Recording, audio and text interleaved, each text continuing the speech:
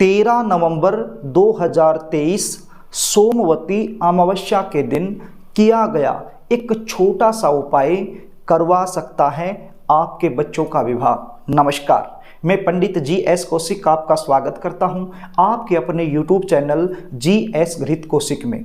यदि आपके बच्चों की शादी में लगातार देरी बनी हुई है, लगातार अड़चनें आ रही हैं, लाख कोशिश करने के बावजूद भी शादी के लिए कहीं पर भी रिश्ता पक्का नहीं हो पा रहा है, तो ये वीडियो आपके लिए है। आज जो उपाय मैं आपको बताने वाला हूँ, यदि आपने इस उपाय को अच्छे से समझ लिया और मेरे द्वारा बताए गए तरीके से सोमवती अमावस्या के दिन कर दिया, तो यकीन मान के चलिए आपके बच्चों की शादी के लिए कोई न कोई अच्छा प्रस्ताव जरूर आएगा और शादी फिक्स हो जाएगी। कई बार बच्चों की जन्म कुंडली में ग्रह और नक्षत्रों के कुछ ऐसे दुर्योग बन जाते हैं जिसके चलते विवाह में लगातार देरी बनी रहती है। कुछ बच्चों की जन्म कुंडली में पितृदोष बन जाता है, कुछ बच्चों की जन्म कुंडली में काल सर्प दोष बन जाता है, कुछ बच्चों की जन्म कुंडली में मंगल दोष बन जाता है, कुछ बच्चों की जन्म कुंडली का जो सप्तम भाव होता है, जहां से विशेष रूप से विवाह का विचार किया जाता है, तो वो सप्तम भाव पाप प्रभाव में आ जाता है, जिसके चलते रिश्ते आएंगे, बातें चलेंगी, लेकिन कोई भी बात, कोई भी रिश्ता सफलता तक नहीं पहुंच पाएगा, बीच में ही ब्रेक हो जाएगा। और यदि कोई रिश्ता पक्का हो भी जाता है तो एंड में जाकर कोई न कोई ऐसी बात निकल कर सामने आएगी जिसके चलते रिश्ता टूट जाएगा। देखने वाले आएंगे, देखकर चले जाएंगे, लेकिन किसी भी प्रकार का पॉजिटिव रिप्लाई आपको सामने से मिल नहीं पाएगा। प्रिय दर्शकों, कुछ ऐसे रिश्ते आएंगे जो आपके लेवल के नहीं होंगे, जिनके चलते आप खुद मना कर देंगे। और यदि कोई ऐसा रिश्ता आ गया जो आपके लेवल का है, जो आपको पसंद है, वो सामने से पक्का नहीं हो पाएगा। तो प्रिय दर्शकों, यदि आपके साथ भी कुछ ऐसा ही हो रहा है तो चिंता करने की आवश्यकता नहीं है। आज मैं आपको जल्दी शादी होने का एक सरल उपाय बताने वाला हूं। आप इस उपाय को अच्छे से समझ लीजिए। उपाय बताऊं इससे पहले आपसे निवेदन करना चाहूँगा, यदि आप चैनल पर नए हैं और अभी तक आपने इस चैनल को सब्सक्राइब नहीं किया है, तो मुझसे लगातार जुड़े रहने के लिए अभी इस चैनल को सब्सक्राइब कर लीजिए और बेल आइकन को भी प्रेस करके रखिए।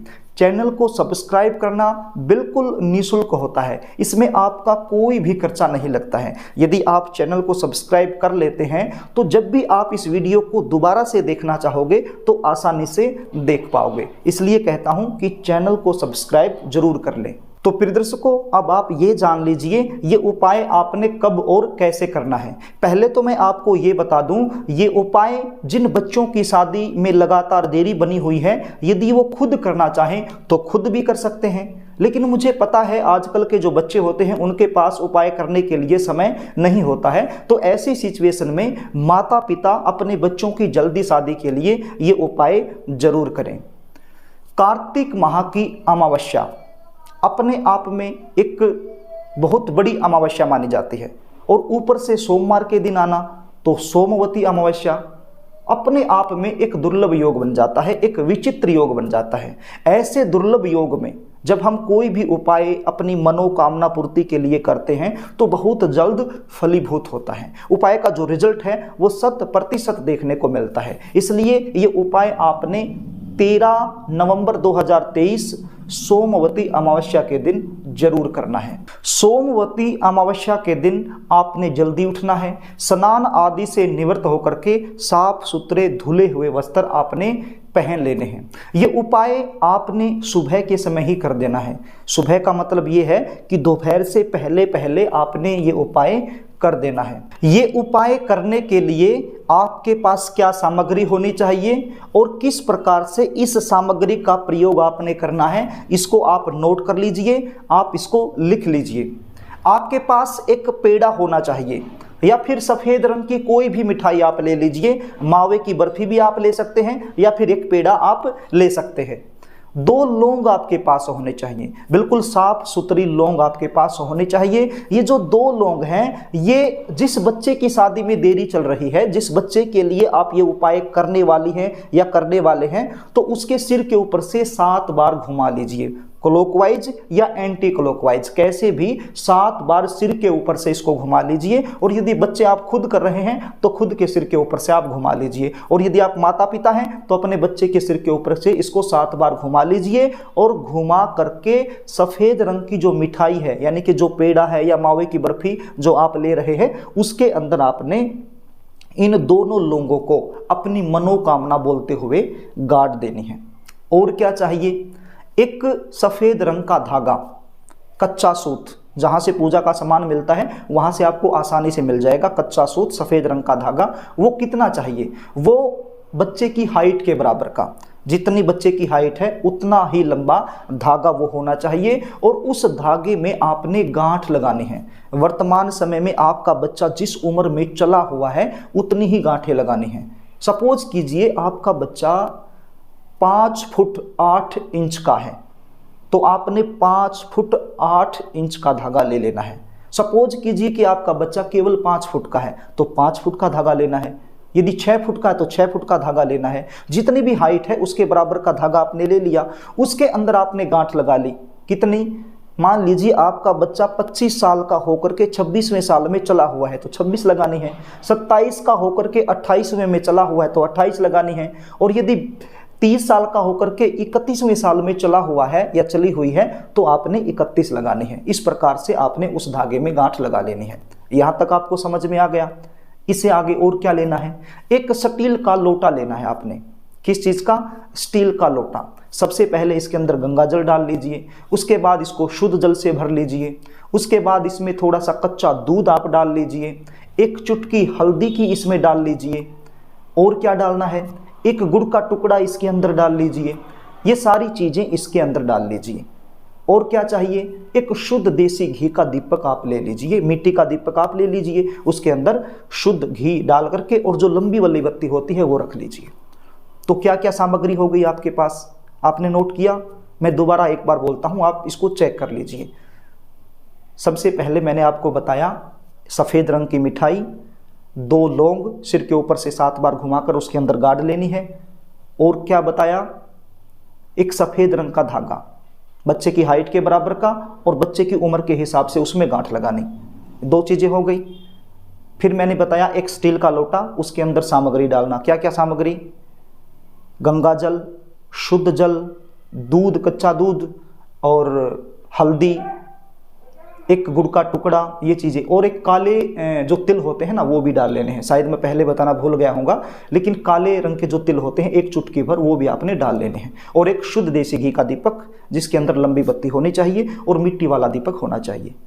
तो ये चीजें लेकर के आपने पीपल के पेड़ के नीचे जाना है।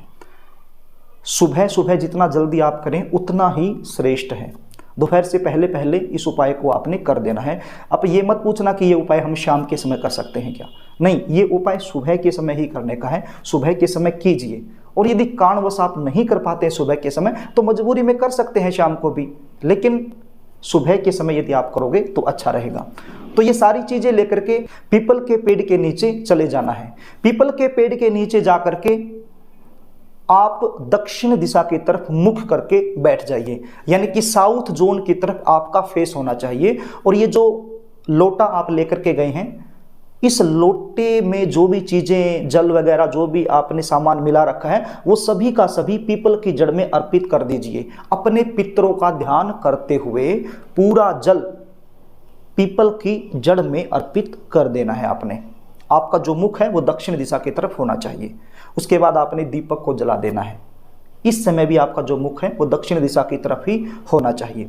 उसके बाद ये जो मिठाई है ये आपने जो पीपल की जड़ है वहीं पर रख देनी है, दीपक के बिल्कुल आगे, अपनी मनोकामना बोलते हुए। यहां तक समझ में आया?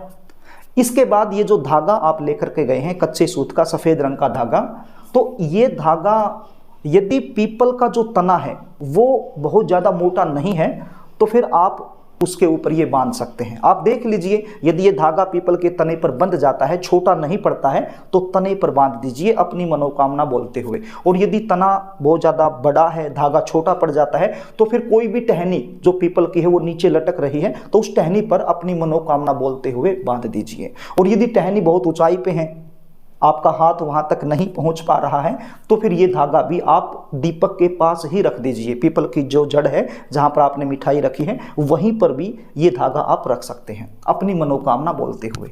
ये सब करने के बाद हाथ जोड़ करके बिल्कुल भाव से अपने पितरों का ध्यान करते हुए, शंकर भगवान का ध्यान करते हुए, विष्णु भगवान का ध्यान करते हुए, ब्रह्मा जी का ध्यान करते हुए, अपने इष्ट देवता का ध्यान करते हुए आपने अपनी मनोकामना का चिंतन करना है।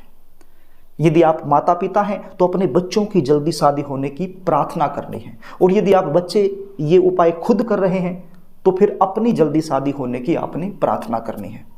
प्रार्थना करने के बाद आपने पीपल की 3 परिक्रमा करनी है। यदि संभव है तो 3 परिक्रमा आप कर लीजिए, और यदि संभव नहीं है तो फिर अपनी ही जगह पर खड़े होकर के 3 बार गोल गोल घूम जाइए। बस इतना सा उपाय आपने 13 नवंबर 2023 कार्तिक माह की सोमवती अमावस्या के दिन कर देना है।